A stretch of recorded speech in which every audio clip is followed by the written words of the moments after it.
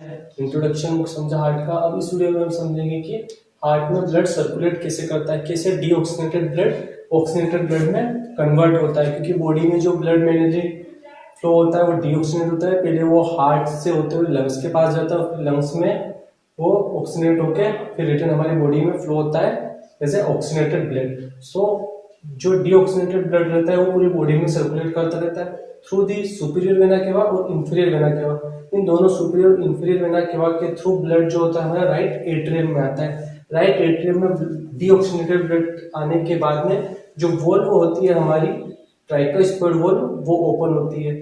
जैसे ये ओपन होगी इसमें राइट वेंट्रिकल में ब्लड चला जाएगा।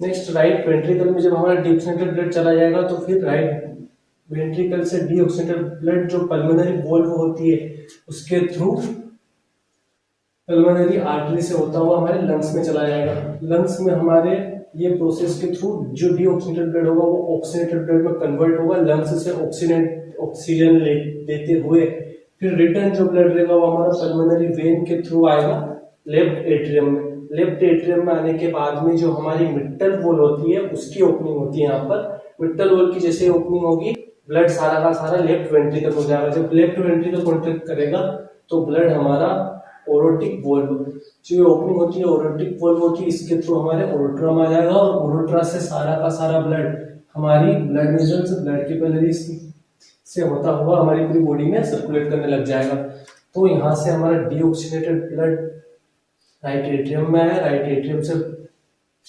ट्राइकोस्पिड वॉल्व की ओपनिंग होती है, राइट वेंट्रिकल में डीऑक्सीनेटेड ब्लड गया।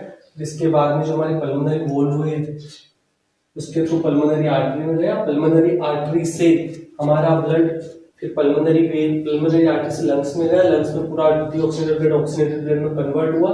फिर पल्मोनरी वेन से ब्लड लेफ्ट एट्रियम में आया, लेफ्ट एट्रियम से हमारी मिट्टल वॉल्व की ओपनिंग हुई, ओपनिंग होने के बाद लेफ्ट वेंट्रिकल में आया, वेंट्रिकल से इसमें हमारी ओरोटिक वॉल्व से जो ऑक्सीनेटेड ब्लड है वो ओरोट्रा की बॉडी में सर्कुलेट हो गया।